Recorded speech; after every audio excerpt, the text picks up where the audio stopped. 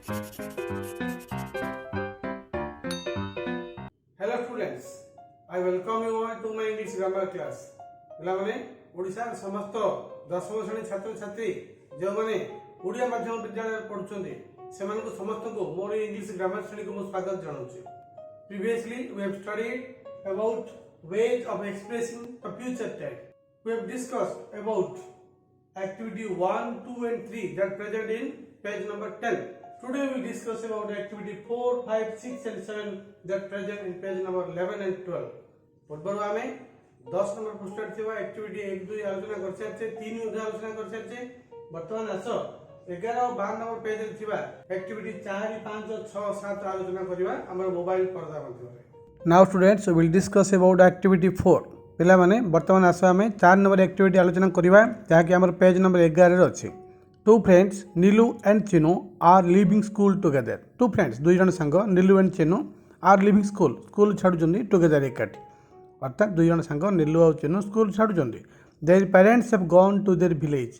तांग बापा माँ तांग गाँव को चली जाइछंदी. Some of the lines of their conversation are correct and some have mistakes. आमे जानिबा some of the lines कहले केतोटी धाडी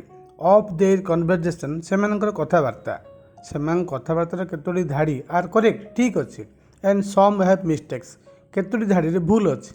if a line is correct जदि गोटे लाइन ठीक थाए पुट ए टिक मार्क से गोटे टिक चिन्ह दे दियो. If a line has a mistake in it जदि कौन लाइन जो भूल अच्छी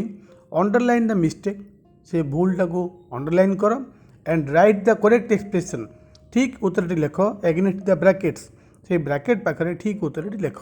तो ये थे आम सूचना. वर्तमान देखा नीलू आउ चिनु कौन कथबार्ता करुँच where will you eat tonight अर्थात आमको जना पड़ी जड़े पचार आउ जन को तुम्हें आज रात के खाइब. देख पाने जिते बापा माँ गाँव को चली जाइए पाने घरे एका अच्छा खावाई निश्चित भाव गोटे प्लान करा नॉन प्लानेड एक्शन नुहे अनप्लानेड एक्शन नुहे. अनप्लान एक्शन रे आम विल सेल व्यवहार करछे एटा अनप्लान एक्शन नुहे ये विल प्रयोग हो भूल अच्छी ताल निश्चित भाव में प्लानेड एक्शन हम आम प्लानेड एक्शन सब बी गोइंग टू व्यवहार करुचे तेणु आम लिखा where are you going to eat tonight. अन्य जन उत्तर दौरान एट होम मु घरे खाइबी. I have got a cookery book मु गोटे रोसई बही रखी सो आई विल मेक ए करी तेणु मु गोटे करी करी तरकारी तैयार करी. लक्ष्य कर जेहेतु सी प्लान कर तरकारी करने यहाँ अनप्लानेड नुहे विल सेल लगे कथा नुह विल सेल लगी भूल अच्छी तेणु आम लिखा फ्यूचर एक्शन एटा विथ प्रेजेंट इंडिकेशन बा प्रेजेंट डिसीजन तेणु आम लिखा so I am going to make a curry. आर सांग जन कहते why not come to my place तुम मो पाखक कहीं आसुना. I am going to cook us both something मु आम दुहींपाई किसी रांधिदेवी. अर्थात सी ये किसी प्लान करना केवल गोटे मतामत दौरान तेणु यहाँ गोइंग टू कुक न हो आई सेल कुक हो पार कारण यहाँ गोटे अनप्लानेड एक्शन से प्लान करना कि खाली कहते तेणु आम आंसर लिखा ये भूल अच्छी आम ठीक उत्तर लिखा I shall cook us both something. Next line won't you go to meet your grandpa तुम्हें तुम जेजेबापा को भेटा जीवन कि ओंट यू गो तार अर्थ विल नट ताहले ये गोटे अनप्लान्ड भाई जना पड़ी जेहेतु विल प्रयोग हो निश्चित भाव नुहे कारण जेजेबापा को देखापी जा दरकार गोटे प्लानिंग दरकार अर्थात future action with present decision. तेणु जेजेबापा को भेटा गले गोटे प्रेजेंट डिसीजन दरकार. ताहले आम ये गोइंग टू फ्यूचर यूज करवा आम पचारा aren't you going to meet your grandpa. Next no he has left for village ना से गाँव को चली जाइए. I am not going to meet him for a month और सो मुझे कि मसे पर्यंत भेटा जीवन अर्थात ये I am not going to going to future use कर जहाँकि गोटे प्लान एक्शन भली किंतु प्रकृति में ताहा नुह सी निजे एमती कहते मतामत दौरान अनप्लानेड यहाँ जाइ भी पारती तेणु आम कह I won't go to meet him for a month और सो एमती कि मसे पर्यंत मुझे भेटा जीविनी तेणु right answer hmm I won't go to meet him for a month और so. Next okay I am going to come round at 8 and I will bring some ice cream से कहते ठीक अच्छे मुझे 8टा बेले एमती बुली आसबि तुम किसी आइसक्रीम आनबी ताहले यहाँ हे तो किसी प्रेजेंट डिसीजन नहीं पारे किंतु ये present I am going to come यहाँ गोटे अनप्लान्ड एक्शन हो पारे सी न आसी भी पारती तेरे आम ये विल सेल प्रयोग करवा गोइंग टू फ्यूचर बदल ताहले आम लिखा okay I will come round at 8 and I will bring some ice cream. Lastly fine I will see you then ठीक अच्छे ताहले मुझे तुमको पर भेटिवी एटा लाइनटा ठीक अच्छे तेणु आम टिक देदेबा now students we will proceed towards activity 5 instruction first पिला माने वर्तमान आम 5 नंबर एक्टिविटी करवा प्रथम आम सूचना शुणा use in the blank spaces will or shall be going to or present progressive forms of the verbs given in brackets अर्थात ये किसी कन्वर्सेशन अच्छी मीना और नीना भितर से कथा होती तेरे कौटी विल फ्यूचर प्रयोग हम कौटी बी गोइंग टू फ्यूचर प्रयोग हम कौटी प्रेजेंट प्रोग्रेसिव फ्यूचर प्रयोग हम ताकू देखी उचित स्थान रे उचित वर्ब फॉर्म लिखी यही शून्य स्थान गुड़िक पूरण कर तेज आम आरंभ करवा फास्ट कहते Meena would you like to come to watch a movie this weekend से पचार would you like to come तुम आसवाक पसंद कर कि टू वाच ए मूवी आम गोटे मूवी देखा दिस वीकेंड शनिवार रविवार तेज मीनार ए इनभाइट शुणी नीना कहते I would like to but I am afraid मु आसती मात्र मु दुखित आई एम एफ्रेड मैंने आई एम सॉरी मु दुखित ब्रैकेट अच्छी आई नॉट हाव टाइम अर्थात से कहूँ चाहते मोर समय ना अर्थ आई वोंट हैव टाइम कारण यहाँ गोटे अनप्लान्ड एक्शन मोर समय ना अर्थ आम आंसर लिखा I will not have time बा आई वोंट हैव टाइम तापर मीना कहते व्हाई कहीं ब्रैकेट अच्छी व्हाट डू अर्थात तुम कौन कर ये आम देखा जे कौन यहाँ अच्छी यहाँ अच्छी future action with present decision ताल तुम कौन कर what are you going to do आम आंसर लिखा why what are you going to do तुम एमती कौन कर नीना कहते वेल अच्छा गैप अच्छी ब्रैकेट अच्छी my father arrive back from Delhi अर्थात से कहूँ चाहते जे बापा दिल्ली फेरुंट अर्थात आम कहीपर जे यहाँ गोटे प्लान्ड एक्शन सी दिल्ली फेरुंट अर्थ बोध हुए सी गाड़ी में बस सारे तेणु आम निश्चित भाव में ये आम प्लान्ड एक्शन हेतु प्रेजेंट प्रोग्रेसिव व्यवहार करवा अर्थ इजेएमआर प्लस आईएनजी ताहले आम लिखा well my father is arriving back from Delhi he has been there for 6 months से 6 मास अच्छा एंड गैप अच्छी ब्रैकेट अच्छी we have a big party to celebrate अर्थात आम गोटे बड़ पार्टी करूँ यहाँ प्लान्ड एक्शन बापा आसले गोटे पार्टी करेंगे तेणु ये आम प्रेजेंट प्रोग्रेसिव करवा वी पाखे आर लिखा एवं हैव पाखे आईएनजी लिखा and we are having a big party to celebrate अर्थात आम गोटे बड़ पार्टी करार अच्छे तापर लक्ष्य कर मीना कहते गैप अच्छी he not be too tired for a party after his long train journey अर्थात से कहूँ चाहते टू टायर्ड कहले विरक्त फॉर ए पार्टी गोटे भोजी after his long train journey तांकर लंबा ट्रेन यात्रा पर सी भोजी देखिले विरक्त हेबेनि तो ता अर्थ यहाँ किसी प्लान्ड एक्शन नुहे से मतामत दौरान तेणु आम ये विल शल फ्यूचर प्रयोग करवा जहाँकि अच्छी विल नॉट अर्थ ओंट आम कह won't he be too tired for a party after his long train journey यहाँ हूँ आंसर तांकर ये कथा शुणी नीना कहते येस हाँ एंड नो डाउट यह संदेह नुहे जे गैप अच्छी ब्रैकेट रे he have no proper food during the journey अर्थात नीना कहूँ चाहते हाँ संदेह नुहे किंतु एते लंबा रास्तार से ठीक भाव खाई पार नथिबे एटा परफेक्ट फॉर्म रहिबो ताहले सपोर्ट पाई आम विल शल नवा कारण यहाँ निश्चित भाव में प्लान्ड एक्शन नुहे आम आंसर लिखो yes and no doubt he will have had no proper food during the journey so on Saturday he can take it easy अर्थात तेणु ऑन सैटरडे कल शनिवार दिन he can take it easy से easy रे भोजीटा को नहीं पारे but on Sunday gap all the family come on a picnic ताहले यहाँ गोटे अनप्लान्ड एक्शन यहाँ किसी फ्यूचर एक्शन रो प्रेजेंट इंडिकेशन बा इंटिमेशन नुहे तेणु यार आंसर हम but on Sunday all the family will come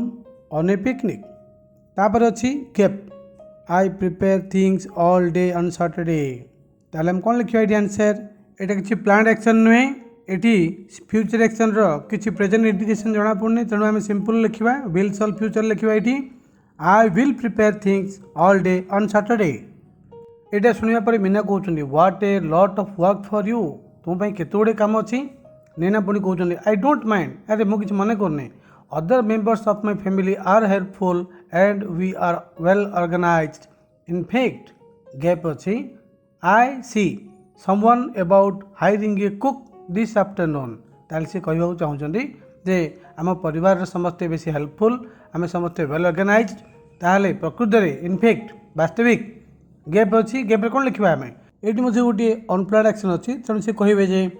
I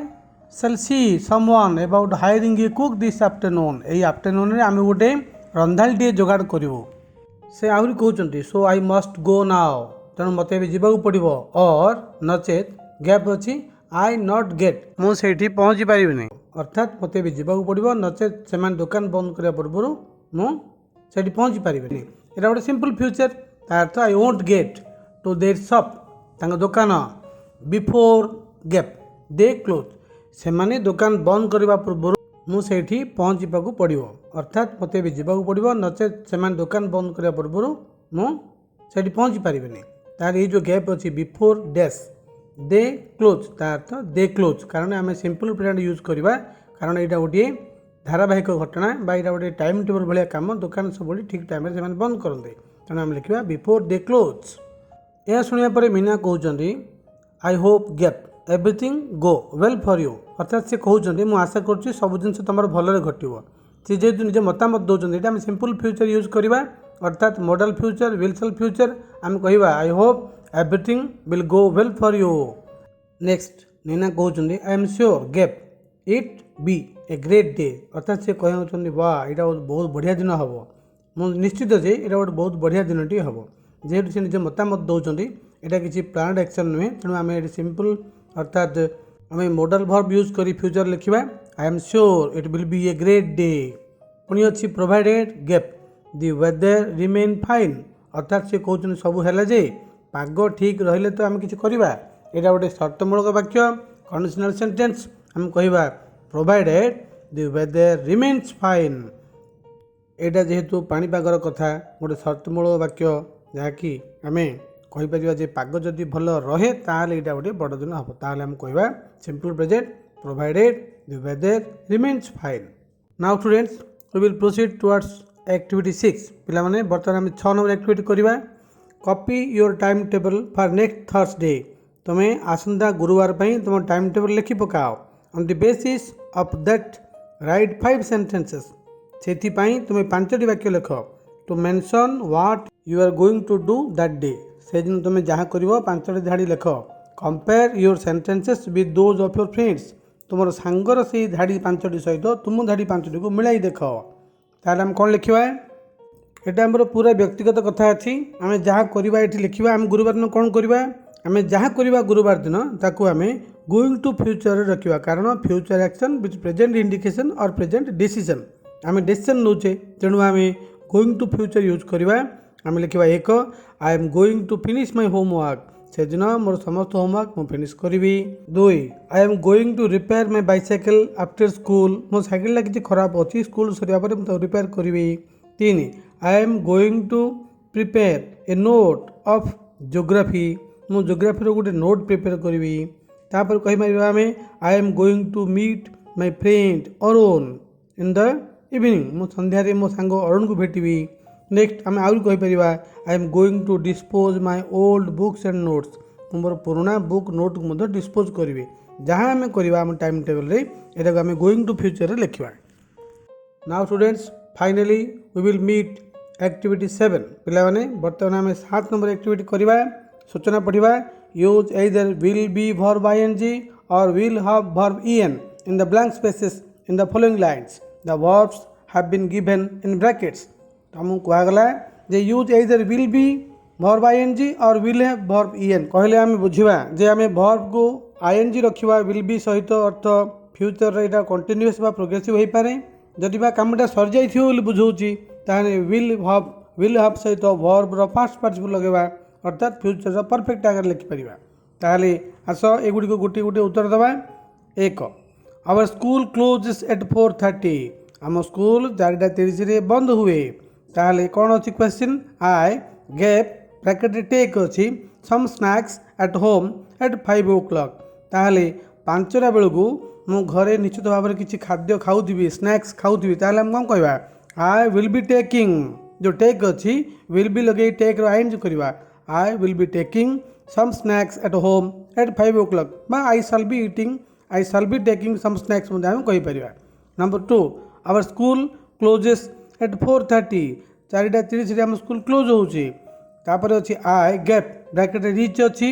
home by 5 o'clock. मो 5टा सुद्धा घरे पहुँची सारिथिबी. ताले हम कहबा आई शैल हैव रीच्ड. जहाँ रीच अछि शैल हैव लगेई ता सहित आम रीच रो पास्ट पार्टिसिपल en कहले past participle. I shall have reached home by 5 o'clock. Number 3, they get not finished painting the school building until next week. ସେମାନେ ଆସନ୍ତା ସପ୍ତାହ ସୁଦ୍ଧା ସ୍କୁଲର ବିଲ୍ଡିଂ को पेंट कर नथिबे. ता अर्थ एटी समाप्ति सूचक बुझाउची. परफेक्ट लिखिबा हमें ताहले हम लिखिबा दे won't have finished painting the school building until next week. Number 4, you get bracket take अछि a test on English grammar this day next week. अर्थात आसंता सप्ताहर एई दिन तुम इंग्लिश परीक्षाटी नेउथुबो. एटा निश्चित भाବରେ ଆମେ ing रखिबा एवं will be जोग करिबा. You will be taking a test on English grammar this day next week. 5 number अछि our teacher gave